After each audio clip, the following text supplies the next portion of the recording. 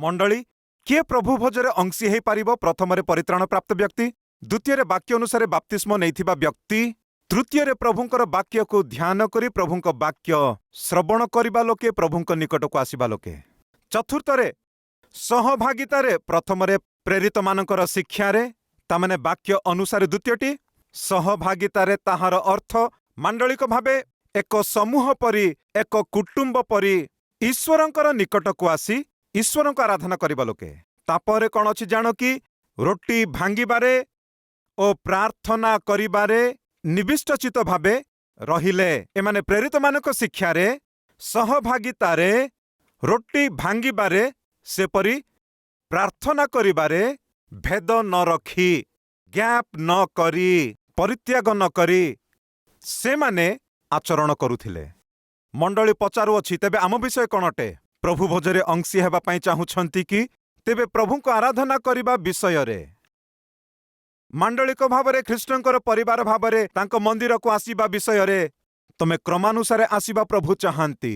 गोटे विषय कहिबि कि आज जेउ माने आसीछंती आसंता सप्ताह देखा जाई न पारंती। केमिति आपण आत्मिक हेबे कुहंतु, किपरि आपण प्रकृत ख्रीष्टियान थरे कुहंतु। आज स्कूल को आसीथिबा स्टूडेंट नेक्स्ट वीक जदि न आसिले से भल स्टूडेंट हेई पारिबो कि? ए सप्ताह आसीथिबा स्टूडेंट आसंता पूरा सप्ताह क्लासेस को न आसी, स्कूल को न आसी जदि रहिले भल स्टूडेंट हेई पारिबो कि? ए सप्ताह तमे चाकरी को आसी आउ गोटे सप्ताह रे जदि रहिगले भल चाकरी हेई पारिबे कि? ए सप्ताह औषध व्यवहार करी आउ गोटे सप्ताह छाड़ी देले तुम स्वास्थ्य भल हेई पारिबो कि? गोटे थर चिंता करंतु, स्वास्थ्य भल रहिबाकु हेले क्रम दरकार, पाठ पढ़िबाकु भल रहिबाकु चाहिए क्रम दरकार, चाकरी रे जदि नाम पाइबाकु हेले क्रम दरकार, ईश्वरंक संतान रूपे जगतरे वृद्धि पाइबाकु हेले क्रम अनुसारे प्रभुंक सानिध्य को आसिबाकु हेबो, आराधना करिबाकु हेबो। ताहा त्याग करिबार दरकार नाही। 10 अध्याय 25 पदरे एव्री पुस्तक रे देखु केही केही जेपरि आम मानक मंडली उपासना परित्याग करिथांती। बाइबल रे अछि परित्याग करिबार दल अछि, सेमाने स्थिर भावे मंदिर को आसंती नाही, क्रम अनुसारे मंदिर को आसंती नाही, परित्याग न करी आसंती नाही।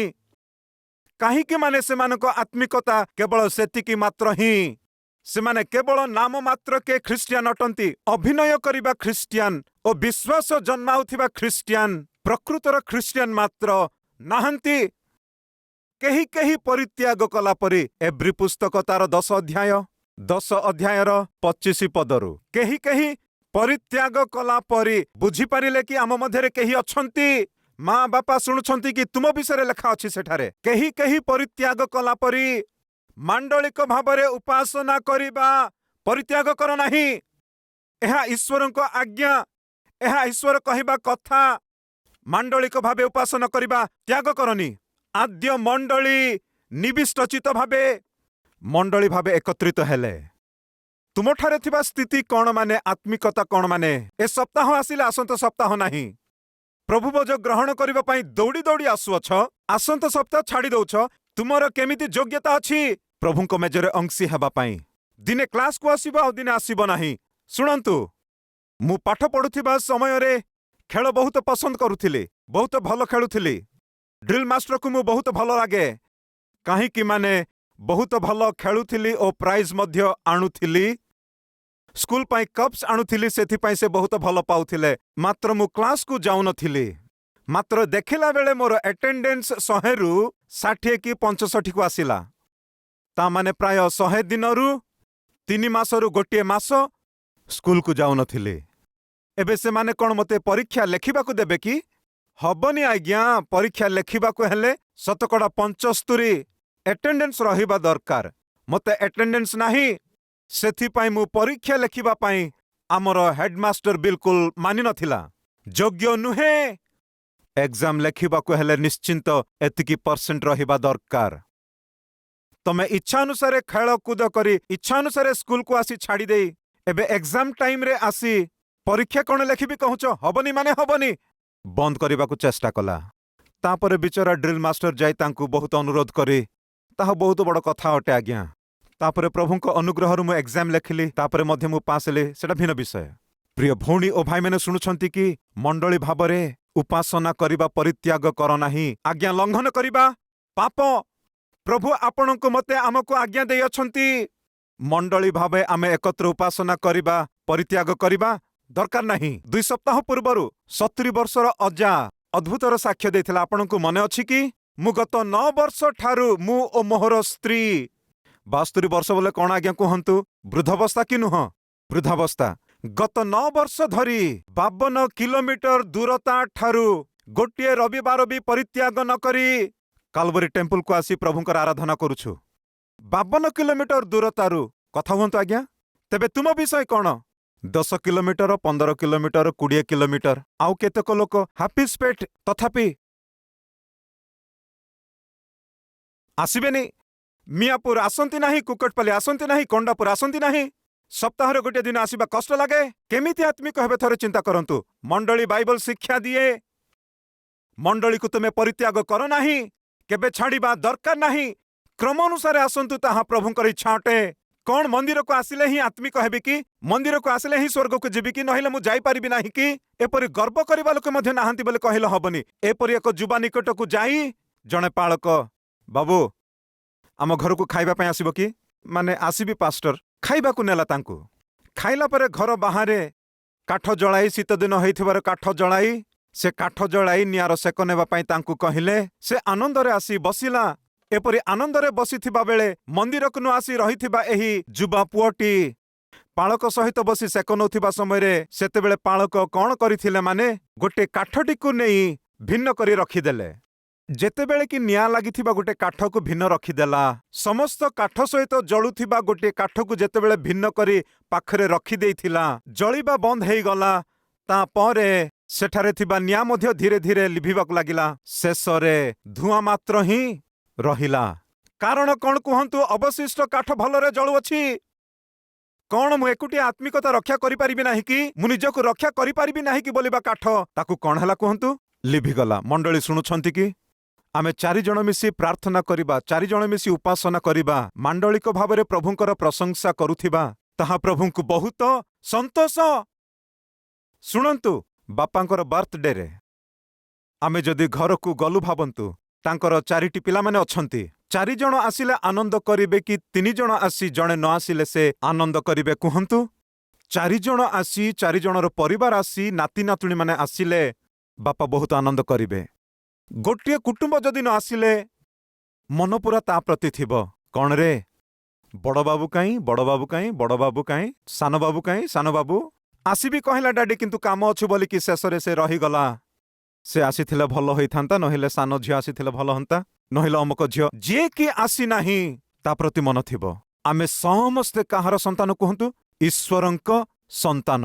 तुम मध्यरे केही जणे जदि मंदिर को न आसिले मो ईश्वरंक मन पूरा तुम प्रति ही रहिथिबो ओ तुम विषय रे भाबी भाबी रहुथिबो एही वास्तव भूलंतु नाही। सही समय रे आमे समस्ते ए प्रकार भाबरे एकत्रित होई प्रभुंकर उपासना करुथिबा प्रार्थना करुथिबा वाक्य ध्यान करुथिबा मंडली सुन तुम अजणातरे आम अजणातरे ईश्वरंकर गोटे शक्ति आम समस्तंक जीवन को प्रभावित करिबो।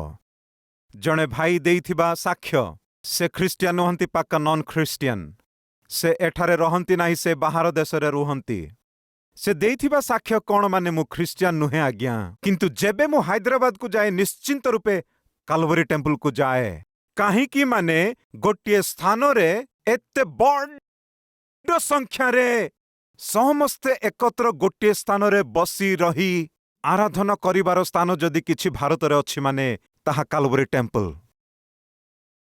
से कौन कहू अछि माने एते लोक माने एते बड़ गोटे समाज गोटे स्थान रे बसी से प्रभुंकर नाम को जपी ईश्वरंकर वाक्य को ध्यान करी सही ईश्वरंक नाम रे प्रार्थना करिले सेठारे महान शक्ति रहिबा आज्ञा।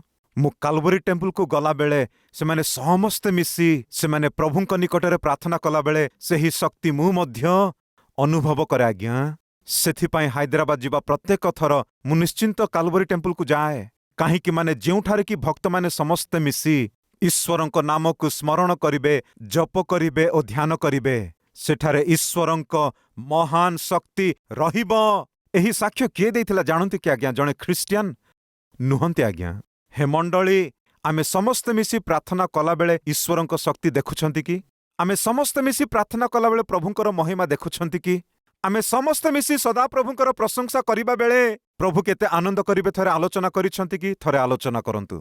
प्रभुंक मेजर निकटवर्ती हेबाकु जाउछु परित्राण पाई अछ कि बाप्तिस्म नै अछ कि वाक्य ध्यान करू अछ कि वाक्य श्रवण करिबा निमंते प्रभुंक मंदिर को आसुछ कि क्रमानुसारे प्रभुंक मंदिर को आसी ईश्वरंक मंडली रे समाज भावरे समवेत होउछ कि पंचम से माने निविष्ट चित्तरे रोटी भांगुथिबा समय रे काहीकि आमे रोटी भांगिबा आंभकु तमे स्मरण करिबा निमंते काहीकि आमे ईश्वरंकु स्मरण करिबा पई तांकरी सेहि त्यागकु स्मरण करिबा निमंते पापिष्ट जीवन बंची पापर अभ्यास को दास होई जाइथिबा आमकु उद्धार कले आममानकु उद्धार करी आममानकु तांकरी संतान रूपरे ग्रहण करी अछंती कृतज्ञता प्रभु भोजरे अंशी हेबा आमकु ख्रीष्टंकर त्यागकु स्मरण करी कृतज्ञता आमे जणाउअछु। अनेक वर्ष पूर्वरु प्रत्येक देशरे दासमानकु बिक्री करा जाउथिला। आम ग्रामांचଳରେ ମଧ୍ୟ दास बोलिबा व्यक्ति माने रहुथिला। आपण जानନ୍ତି वर्षकरे 2 बस्ता कि गोटे बस्ता कि 3 बस्ता धान बोली कही वर्षक पई तांकु किणुथिले। से पूरा वर्ष से मानक घरे रहिबो, से घर ही से कार्य करी रहुथिबो। एक मूल्य करिला परि से करिबाकु पड़िबो। गोटे वर्ष समाप्त हला परे गोटे बस्ता कि 2 बस्ता धान दउथिले। एहा आपण माने केते लोक जानिछंती हाथ उठाई देखैबे कि यस माने आमकु मध्ये आमे जानि अछु। एबे सुनंतु एपरि दास मानकु किणिबे, से माने दास को किणिला परे तांको द्वारा दास्य कर्म कराइबे, खाद्य थिले देबे नहिले भोकरे रहिबो। एपरि दास भावरे बंचुथिबा जणे व्यक्ति पुनर्बार मार्केट रे बिक्री करिबाकु आनिले। ताकु बिकिबा पय आनिबा समय से बहुत भयभीत करुथिला। ए पर्यंत मते किणिथिबा व्यक्ति जनक बहुत दास्य कर्म कराई बहुत कष्ट मते दउथिला।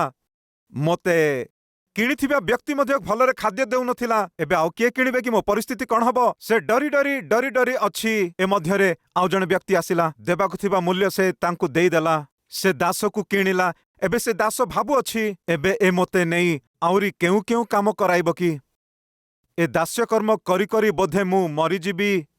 एहा भावी डरुथिबा समय रे से किणिबा व्यक्ति कोन कहला, माने बाबू मु तुमको किणिली दास्य कर्म करिबा पई नुहे कि दास भावरे रखिबा पई नाही। ए पर्यंत दास भावरे बंचिलो, एबे तुमको सुवर्ण परि भविष्यत देबा निमंते मु तुमको किणिली बाबू, तमे हैप्पीली जाई निज स्वेच्छा रे आनंद रे बंच।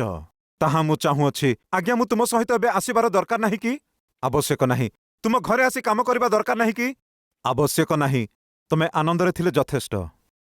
केते आनंद संतोष करुथिला आज्ञा से व्यक्ति। आनंद रे चित्कार करी से जाऊ जाऊ टिके रहिला आज्ञा। थरे जदि मूल्य देई किणिथिबा व्यक्ति जदि डाकिले ता घर को जिबाकु हबो, तो से घर को जाई काम कर बोले तो करिबा दरकार।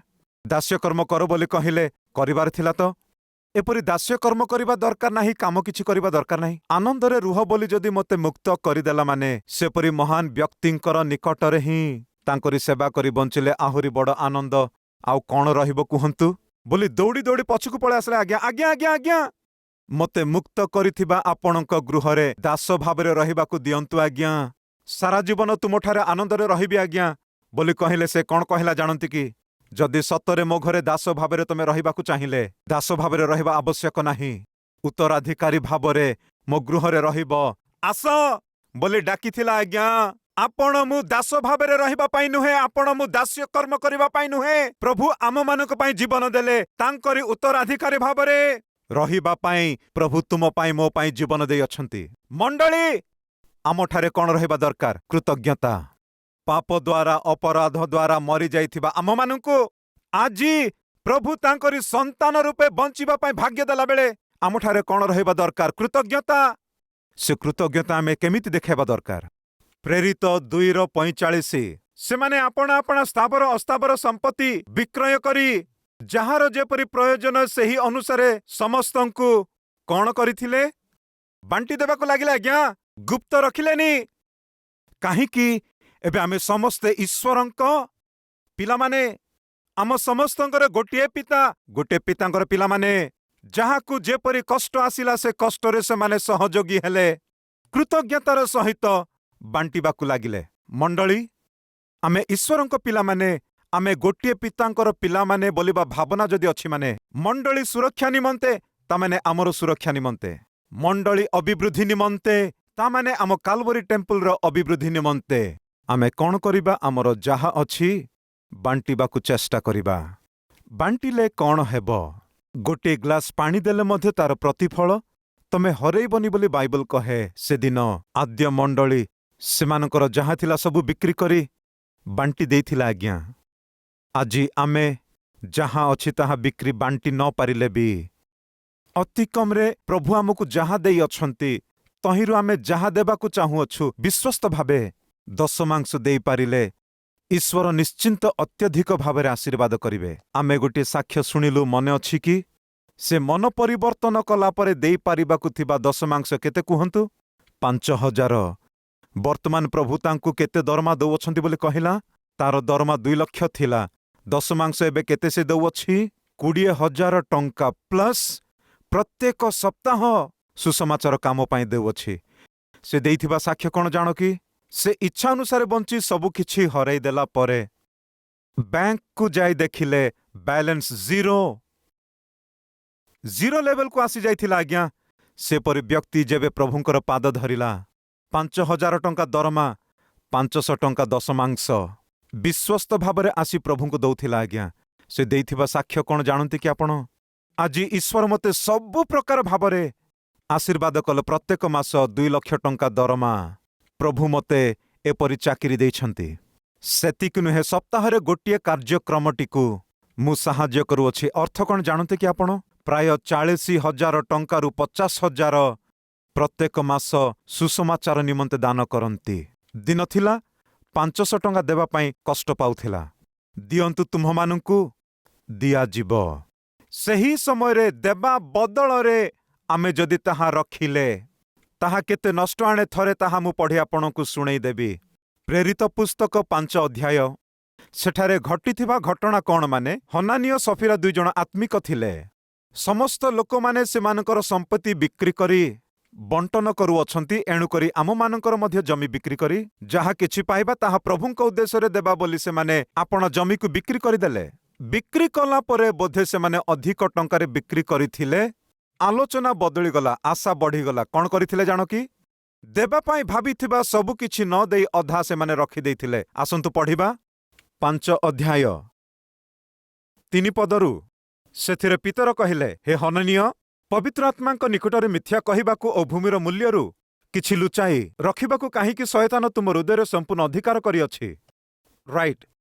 ବିକ୍ରୟ ନ ହେବା ପୂର୍ବେ ତାହା କ'ଣ ତୁମ ନିଜର ହୋଇ ରହିନଥିଲା? ଆଉ ବିକ୍ରୟ ହେବା ଉତ୍ତାରେ ସେଥିର ମୂଲ୍ୟ କି ତୁମ ନିଜ ଅଧିକାରରେ ନଥିଲା? ତେବେ ତୁମ୍ଭେ କିପରି ଆପଣା ହୃଦୟରେ ଏହି ବିଷୟ ଭାବିଲ? ତୁମେ ଯେ ମନୁଷ୍ୟ ନିକଟରେ ମିଥ୍ୟା କହିଲ ତାହା ନୁହେଁ, ମାତ୍ର ଈଶ୍ୱରଙ୍କ ନିକଟରେ ମିଥ୍ୟା କହିଲ। ହନନୀୟ କଚାଡ଼ି ହୋଇ ପଡ଼ି ପ୍ରାଣତ୍ୟାଗ କଲା। ସେ ପ୍ରଭୁଙ୍କୁ ଯାହା ଦେବା ପାଇଁ ଭାବିଥିଲା ନ ଦେଇ ସ୍ୱାର୍ଥ ନିମନ୍ତେ କି ସ୍ୱଲାଭର ଆଶାରେ ଅବହେଳା କଲାବେଳେ ସେ ପ୍ରାଣ ହରେଇଥିଲା। ଭୟ କରିବା ପାଇଁ ମୁଁ ଏକଥା କହୁନି, ମାତ୍ର ପ୍ରଭୁଙ୍କୁ ଦେବା ବିଷୟରେ ଦୟାକରି ଅବହେଳା କରନ୍ତୁ ନାହିଁ।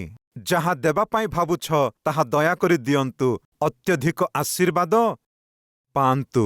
ଆଦ୍ୟ ମଣ୍ଡଳୀ, ପରିତ୍ରାଣ ପାଇବା ମଣ୍ଡଳୀ, ବାପ୍ତିସ୍ମ ନେଇଥିବା ମଣ୍ଡଳୀ, ବାକ୍ୟକୁ ପ୍ରାଧାନ୍ୟତା ଦେଇଥିବା ମଣ୍ଡଳୀ, ମାଣ୍ଡଳିକ ଭାବେ ସମବେତ ହେବା ମଣ୍ଡଳୀ, ରୋଟି ଭାଙ୍ଗିବା ନିମନ୍ତେ ଓ ପ୍ରାର୍ଥନା କରିବା ନିମନ୍ତେ ନିବିଷ୍ଟ ଚିତ୍ତରେ ଶୃଙ୍ଖଳ ଭାବରେ ରହୁଥିବା ମଣ୍ଡଳୀ, ଯାହା ତାଙ୍କ ପାଖରେ ଥିଲା ଅନ୍ୟମାନଙ୍କୁ ବାଣ୍ଟୁଥିବାର ମଣ୍ଡଳୀ।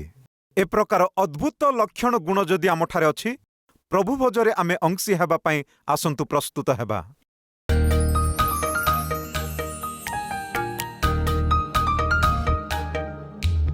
ହେ ପବିତ୍ର ପିତା, ତୁମ ବାକ୍ୟ ଦ୍ୱାରା ଅତି ସ୍ପଷ୍ଟ ଭାବେ ପ୍ରାଞ୍ଜଳ ଭାବରେ ଜଣାଇଥିବା ଏହି ଶ୍ରେଷ୍ଠକର ବାକ୍ୟଗୁଡ଼ିକ ବାପା ଆମେ ପରିତ୍ୟାଗ ନ କରି ନମ୍ର ଭାବରେ, ଆଜ୍ଞାବହ ଭାବରେ ପ୍ରଭୁ ତୁମ ବାକ୍ୟକୁ ଗ୍ରହଣ କରି ପରିତ୍ରାଣ ପାଇଥିବା ଆମେ, ବାପ୍ତିସ୍ମ ପାଇଥିବା ଆମେ ଆଜିଠାରୁ ଆରମ୍ଭ କରି ବାକ୍ୟକୁ ଆମେ ଅବହେଳା ନ କରି, ମଣ୍ଡଳୀ ଭାବେ ସମବେତ ହେବା ଆମେ ଅବହେଳା ନ କରି, ପ୍ରଭୁ ଭୋଜରେ ଅଂଶୀ ହେବା, ପ୍ରାର୍ଥନାର ଜୀବନ ଆମ୍ଭେମାନେ ଅଭ୍ୟାସ କରିବା। ବାପା, ଜଗତରେ ବଞ୍ଚିଥିବା ଯାଏ ତାମାନେ ତମେ ଆମକୁ ଦେଇଥିବା ଆଶୀର୍ବାଦରୁ କିଛି ମଣ୍ଡଳୀ ସୁରକ୍ଷା ନିମନ୍ତେ ଓ ସୁସମାଚାର ପ୍ରଚାର ନିମନ୍ତେ ଦେବାରେ आमे जेपरी अवहेला न करिबु एथिपाई साहाय्य कर। बापा गोटे बोतल वाटर देले ही 9 लाख टंकार ऑपरेशन फ्री रे करिथिले प्रभु। तेबे तुम वाक्य अनुसारे आम्भे तुम्भकु देले तमे आमकु केते जे आशीर्वाद करिब प्रभु, आउ केते अधिक आमानकु प्रदान करिब। सही आशीर्वाद हे प्रभु आम मंडलीर प्रत्येक लोक माने पाइबा निमंते साहाय्य कर। जगतरे बंचिबा पर्यंत हे प्रभु तुमरी सेवा करी तुम उद्देश्य रे बंचिबार धन्यता आमकु दियो बोली जीशुଙ୍କ नामरे प्रार्थना कलु पिता, आमेन।